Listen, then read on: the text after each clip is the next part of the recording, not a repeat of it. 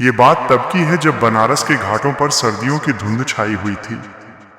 इस कहानी का नायक है सिद्धार्थ, जो सालों से दुबई में एक बड़ी कंस्ट्रक्शन कंपनी में आर्किटेक्ट था। सिद्धार्थ को पुरानी इमारतों और इतिहास का बड़ा शौक था।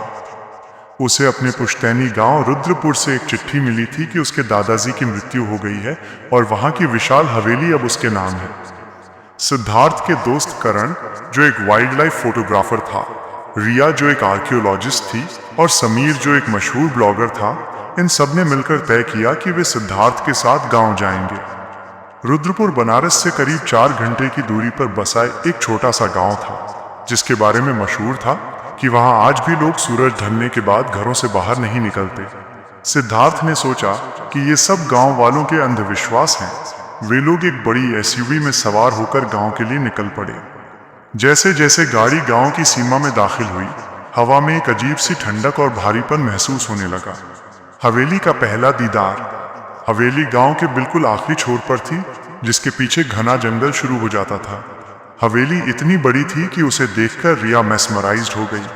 उसने कहा, सिद्धार्थ, ये तो किसी महल से कम नहीं है। अगर मैं इसे ठीक से रिस्टोर करूं तो ये एक हेरिटेज होटल बन सकता है। समीर पहले से ही अपना कैमरा ऑन कर चुका था और अपने सब्सक्राइबर्स को बता रहा था कि वो एक हॉन्टेड मेंशन में है।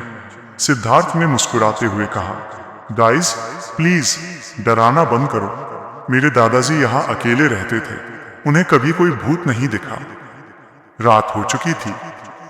हवेली के पुराने चौकीदार रामू काका ने उन्हें खाना परोसा। रामू काका की आंखें कुछ अजीब थीं, जैसे वे किसी गहरे डर में डूबी हों। उन्होंने धीरे से कहा, बबुआ, रात को अगर किसी कमरे से हंसने की या घुंघरू की आवाज आए तो बाहर मत निकलना, और खास करके उस पीछे वाले कुएं की तरफ तो देखना भी मत। करण ने हंसते हुए कहा, काका, हम लोग शहर के लोग हैं, हमें इन कहानियों से डर नहीं लगता। लेकिन काका ने बिना कुछ कहे वहां से विदा ली। वो रात और अजीब घटनाएं। दोपहर में लंबी यात्रा के कारण सब थक गए थे। रात के करीब 1:30 बजे बज रहे होंगे। सिद्धार्थ की आंख अचानक खुली। उसे ऐसा लगा जैसे कोई उसकी खिड़की के पास खड़ा उसे देख रहा है। उसने खिड़की खोली, लेकिन वहां कोई नहीं था। तभी उसे हवेली के गलियारे से एक बहुत ही धीमी सिसकने की आवाज सुनाई दी। उसने सोचा, शायद रिया या समीर को किसी चीज की जरूरत होगी। वह बाहर निकला। गलियारा इतना लंबा था कि टॉर्च की रोशनी भी उसके अंत तक नहीं पहुंच रही थी।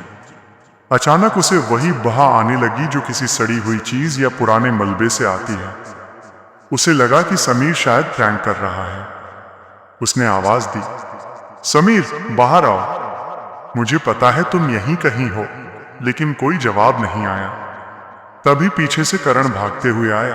वो पूरी तरह से पसीने में भीगा हुआ था। उसने कहा, सिद्धार्थ, रिया गायब है। वो अपने कमरे में नहीं है। रिया की तलाश और खौफनाक मंजर। दोनों ने समीर को उठाया।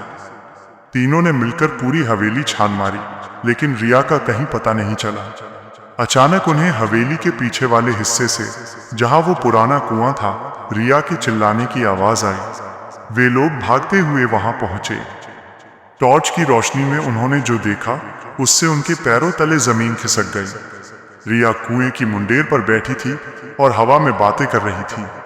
उसकी आवाज रिया जैसी नहीं लग रही थी। वो किसी बूढ़ी औरत की तरह गुर्रा रही थी।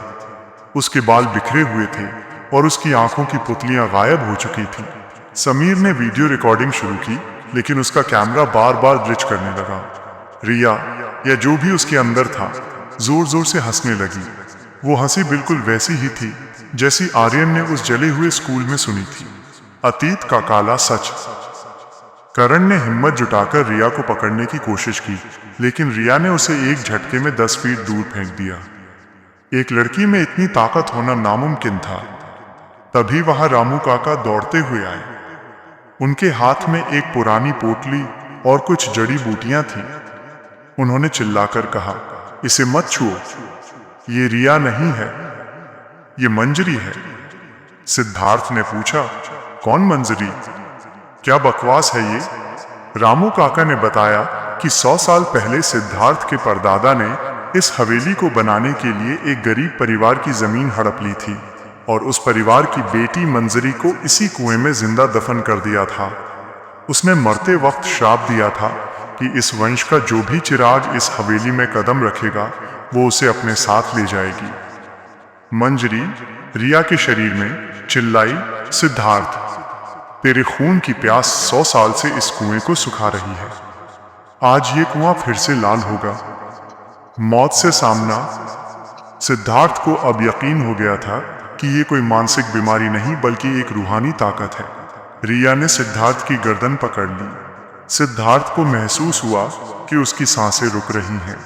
तभी उसे याद आया कि उसके दादाजी हमेशा एक चांदी का लॉकेट पहनते थे जो उन्होंने मरते वक्त गांव के मंदिर में रखने को कहा था।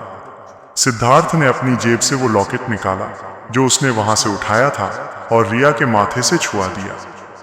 एक जोरदार धमाका हुआ और काली धुंध रिया के शरीर से निकलकर कुएं में समा गई। रिया बेहोश होकर नीचे गिर पड़ी, लेकिन खतरा अभी टला नहीं था। हवेली की दीवारें कांपने लगी। ऐसा लग रहा था कि पूरी हवेली ही उन्हें निगल जाना चाहती है। वे लोग रिया को उठाकर अपनी गाड़ी की तरफ भागे। गाड़ी स्टार्ट नहीं हो रही थी। पीछे मुड़कर देखा तो हवेली की हर खिड़की पर जलती हुई मोमबत्तियां दिखने लगी और सैकड़ों परछाइयां उनकी ओर बढ़ने लगी। सिद्धार्थ ने भगवान का नाम लेकर आखिरी बार चाबी घुमाई और गाड़ी स्टार्ट हो गई। वे वहां से ऐसे भागे जैसे पीछे मौत पड़ी हो। सुबह होने तक वे बनारस शहर पहुंच चुके थे। अंत या एक नई शुरुआत। रिया को अस्पताल में भर्ती कराया गया। वो 2 दिन बाद होश में आई, लेकिन उसे उस रात का कुछ भी याद नहीं था। हालांकि सिद्धार्थ की मुश्किलें खत्म नहीं हुई थी। जब वो अपने घर वापस पहुंचा और उसने अपना बैग खोला तो उसमें वही चांदी का लॉकेट नहीं था। उसकी जगह एक पुरानी जली हुई लकड़ी का टुकड़ा था और उस पर खून से लिखा था, वापस आना ही होगा। सिद्धार्थ ने जब अपने गले की तरफ हाथ लगाया तो उसे वहां जलने के निशान महसूस हुए, जैसे किसी ने उसे लोहे की गर्म सलाखों से छुआ हो। उसे आज भी रात को सोते समय अपने बिस्तर के नीचे घुंघरू की आवाज सुनाई देती है।